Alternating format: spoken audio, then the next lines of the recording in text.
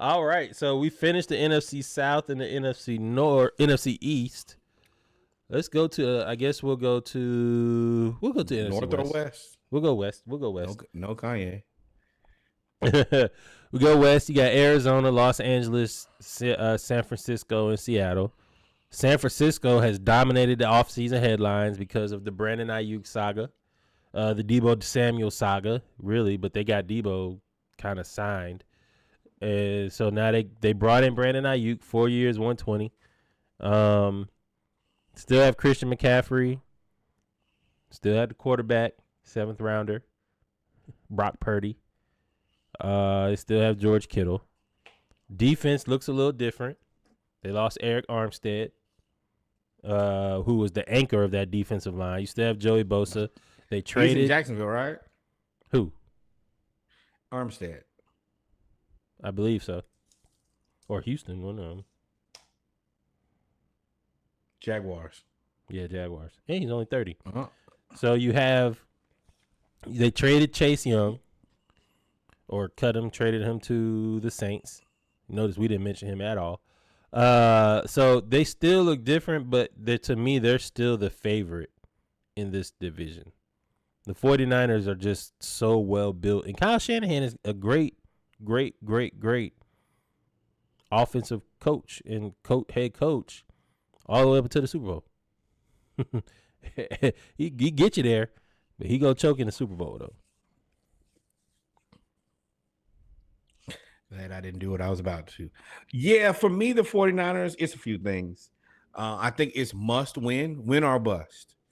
And I'm talking about win a Super Bowl. Yeah. Anything less than a Super Bowl is not it. This is, on paper, this roster is nuts. Top to bottom, Leonard left Floyd, to right, Rick, Nick Bosa, front to back, Fred everything. Warner. Everything you want, yes. And Fred Warner, future Hall of Famer. They get Greenlaw back at the in November, and they got Devondre Campbell. Probably going to be a Hall of Famer. Ayuk and Debo and Kittles, killers. McCaffrey, killer, probably a Hall of Famer. Now, you got to sign Trent. They better sign Trent. That's what I was about to say. We're going to get to hear the tough parts of this. Number one, like I said, must win. If Brock Purdy don't get it done this season, how long before he's Jimmy Garoppolo? That has to be a legitimate question of a guy who is good-ish, does some things right for you, but can never get you over the hill. And we saw what Jimmy G was as soon as he went somewhere else. And I feel very confident that Brock Purdy is a derivative of that on another team. If you send him to the Raiders, he looks just like Jimmy G. Well, it wasn't Jimmy G's problem. Wasn't necessarily with him anyway. They didn't feel that it wasn't the talent. It was, if I'm not mistaken, Jimmy G wanted that money, and they were like, "Well, I mean, Brock is gonna want the money too. What you think?"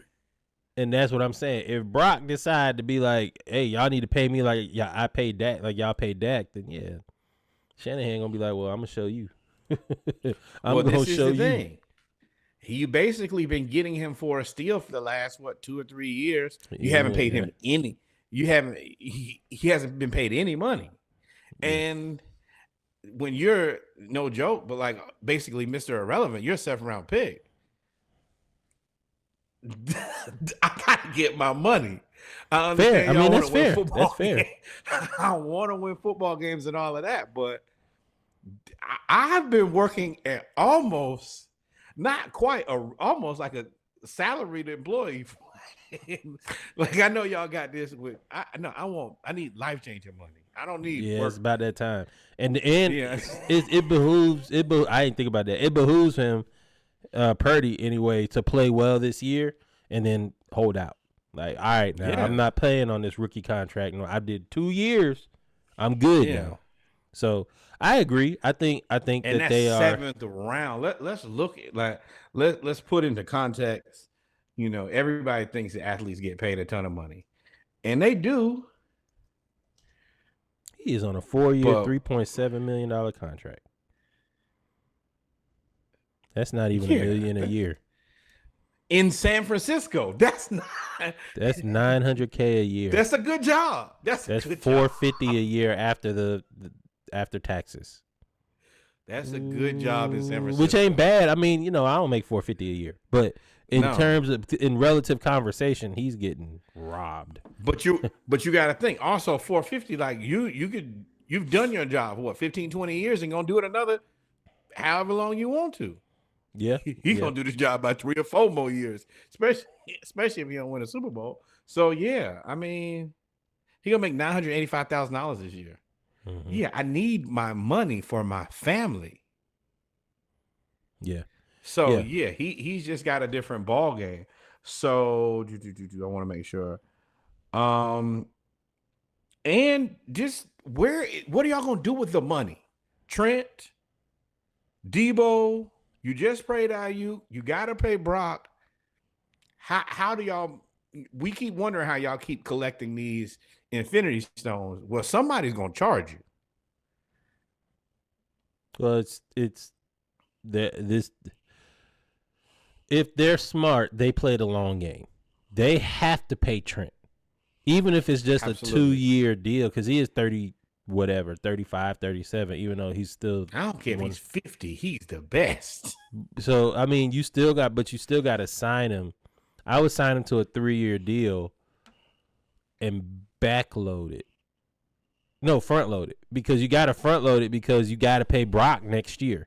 So I would pay Trent $50 million signing bonus today. Give him a Kirk You don't want to Cousins get contract. behind in the money. Yeah, you don't want to get.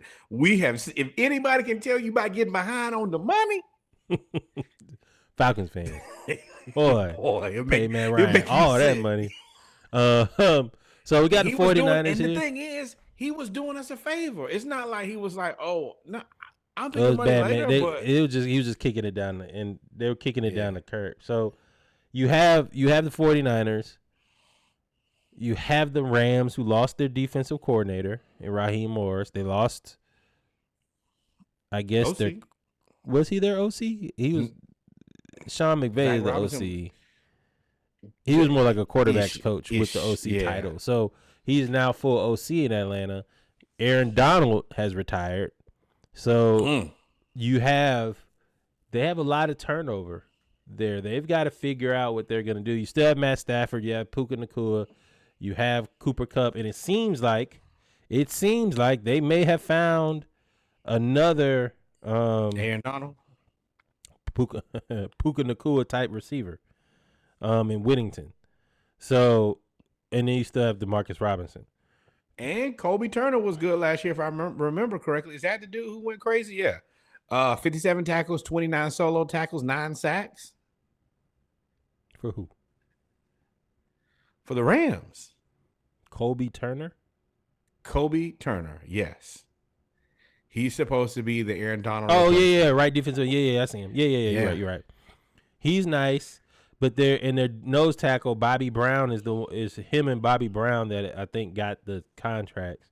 And you still have Kobe Durant, and unfortunately, Darion Kendrick tore his ACL. So they actually have a good secondary set up. And got Jared Verse. Don't forget about him. He was out there. I saw him in some practices whooping ass. They got Tre'Davious White. They've got some players. Yeah, Jared Verse is a big dude. So the Rams have players. They're a little young. They're kind of rebuilding a little bit because they also have the defensive. They have Braden Fisk from Florida State. They got him and Verse playing together. So they're going to be formidable. I think that they're probably the second best team in the division despite all the changes. But that then leads us to talking about the Seattle Seahawks. Well, go ahead. Tell me how you feel about the Rams. My bad. Well, Matt Stafford is a big question mark to me. Your boy Rocksteady is back. With Jimmy G as the third. Yeah, everything here stinks to me. Everything here belongs in one bag. Take out the trash. They pick it up at 8. And if you can get them to scoop all 3 of them quarterbacks up, you'll probably be solid. Stafford's too old. I don't trust Stetson, especially after, whatever happened. And then Jimmy's suspended. I think Yep. that's their biggest problem is their quarterback room is not prepared for the present and sure as hell ain't prepared for the future. I also heard that Kyron Williams is supposed to return kickoffs, which makes no sense to me. But if that's what you want to do, I'm not in the business of second guessing Sean McVay because he knows everything. Um, and I think this is where the fuck them picks is kind of biting you in the ass. I feel like Well, I think they passed the fuck them picks though, because they got Jared Verse in the first round. They had him at yeah, 19. but I feel like ever since they won that Super Bowl, they just had this vacuum of not enough good players, and you're just trying to like this. That was like what, 2 years I ago? I know that everybody loves Cooper Kupp and Puka Nacua. They're okay-ish. Wow. They're both. I mean, Cooper Kupp. You don't think that Cooper Kupp's a top 10 wide receiver anymore? You don't think that Puka Nacua is a top 10 wide receiver anymore? So you're looking at two guys that maybe I think probably 15 or worse. Demarcus Robinson, you never believed in him. And you got Matt Stafford, who's only older and more rickety. And then your starting running back is returning kicks. I don't ever claim to be the smartest man in the world, but this offense seems like it's not prepared to compete. I mean, it'll, especially not with the 49ers. So wow, they got Ayuk at 8. So they got Puka Nacua ranked at like 11 and 12 in receivers. They got him up there with DJ Moore and Stephon Diggs right now. If you got to pick a receiver, you want Diggs or you want Puka? Based on stats, I mean, they're about the same thing. No, based on your ability. He's only been in the league 1 year. Was it 1 year, right? He was a rookie last year, right? Yes, correct. And you know enough about football. Look at both of those guys and you say, hey, man, I got to give $50 to one of these guys. Who you giving your money to? Stephon. I mean, right now it's Stephon. But I mean, Stephon, no, act like Stephon has just been like killing it the last. There's a reason they traded him or traded him to Houston. It's a reason he's on a 1 year deal. It's a reason all of this stuff is happening for Stephon Diggs. Now, with this team, so my whole point was I hate when you say that he's not a top 10 wide receiver. The Falcons don't have a top 10 wide receiver.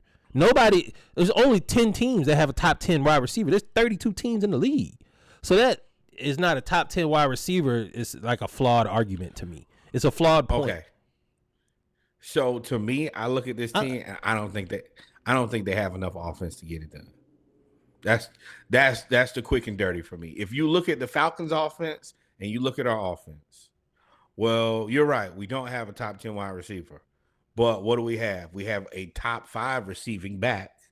I think we're going to have a top 5 receiving tight end. I think that we're going to have a probably top 10 wide receiver in Drake London. So, yeah. So you do think Drake London is a top 10 wide receiver? I think that his production will say so by the end of the season. Can't say Puka Nacua was 9 in production. So how you said and that's why I don't like that point. Because you pick and choose when to use production and all of that stuff.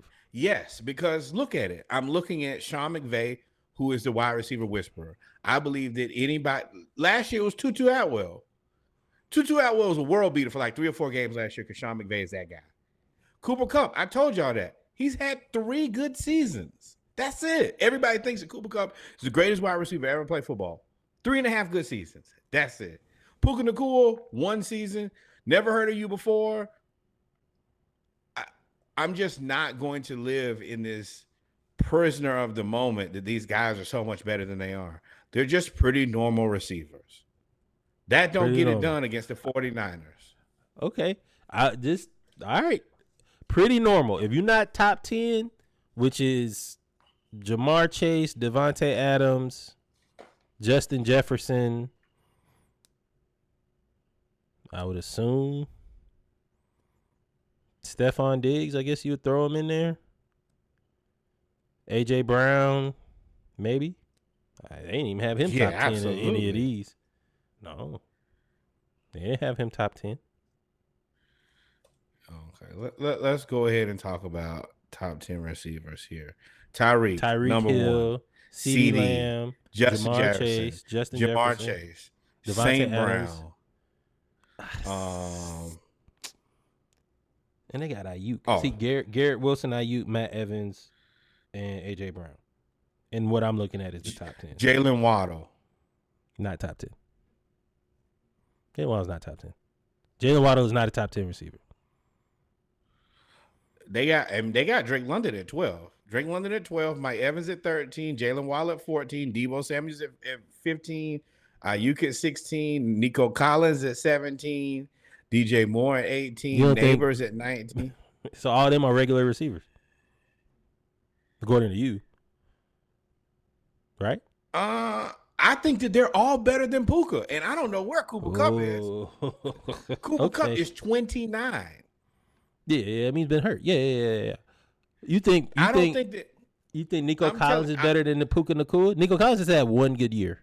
One. Let me tell you, he actually had one good half a year. Let me give you the list of the people who I think are better than Puka Nacua, and we're gonna move on. Bro, and you about to Donovan Mitchell yourself again. Go ahead. CD, Tyreek, Justin, Jamar, St. Brown, Drake London, Mike Evans, Jalen Waddle, Deebo Samuels, Brandon Ayuk. Why do you think? Go ahead. Then you get into the interesting category, and I would probably push Devontae Smith up. I think he's probably better than this next group, but I feel like he's handcuffed because he has to play next to Brown. And I think that then it's the Nico Collins, DJ Moore, Malik Neighbors, DK Metcalf, Puka Nacua. He's in that list. So he's not in that one list. He's not in that two list. What's the two list? In that 12. Three list. What? So yeah, and how many tiers are there? How many? So what are you basing? So what are you basing this off of? Because before his production, I'm pretty sure he's higher than everybody. So do you only base it on eye test only, or do you switch back and forth? It's a combination. It's a combination. All things have to be considered. I think that Sean McVay is one of Sean McVay and Shanahan are boosters. I don't care who the hell you are. If you play on their team, you're going to look a lot better than you truly are. When you go somewhere else, you're going to look extra regular, and everybody does. Okay. So we talked about the Rams, talked about the 49ers. The Seahawks, I don't know what they are. They got Geno, you got DK. I think they still got Lockett. Their running back room is interesting. No. Stay right there. Their receiver group is very interesting. DK, you got Tyler Lockett, and you got Smith and Jigba. And the Viscous Chenault.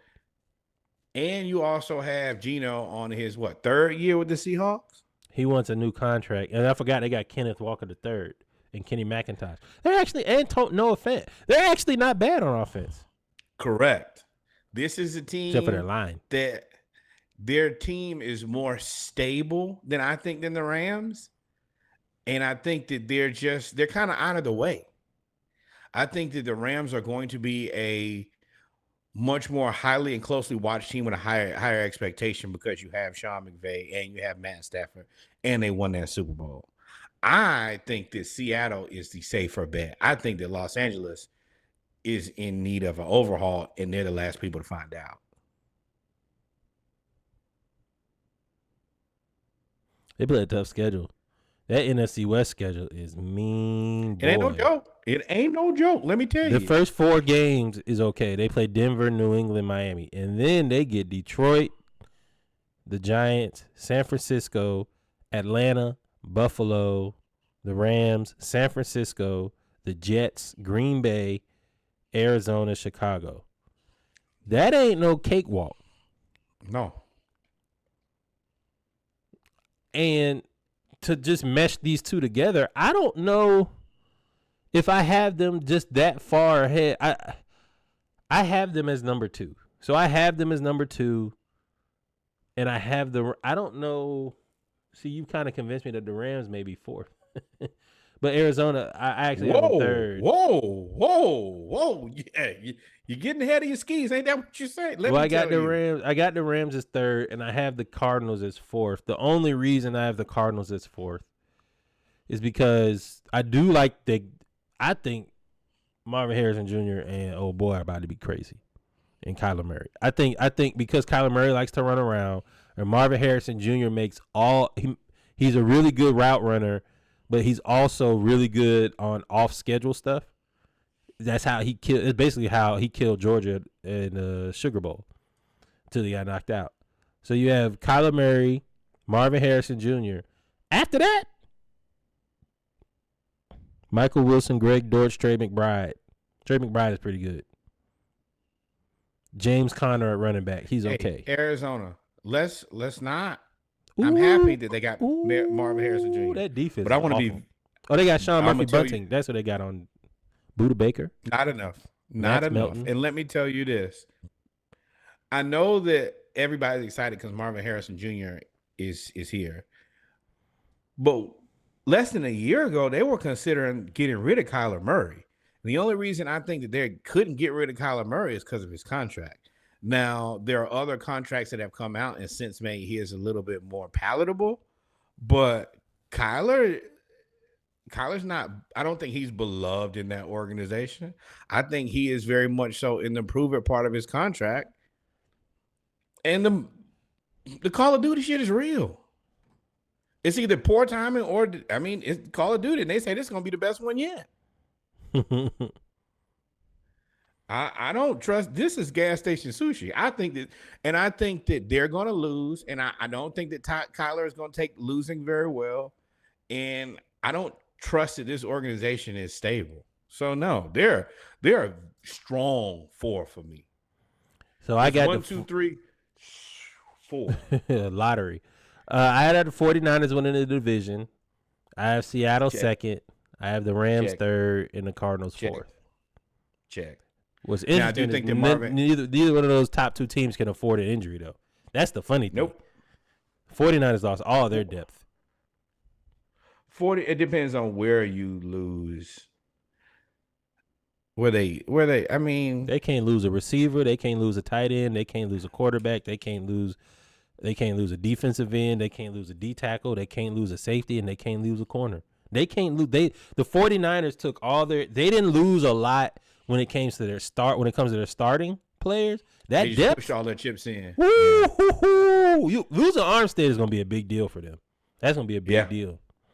So it seems like we're on the same page when it comes to these divisions because the NFC is kind of cut and dry. If you want to be honest, the AFC though, the AFC North, interesting.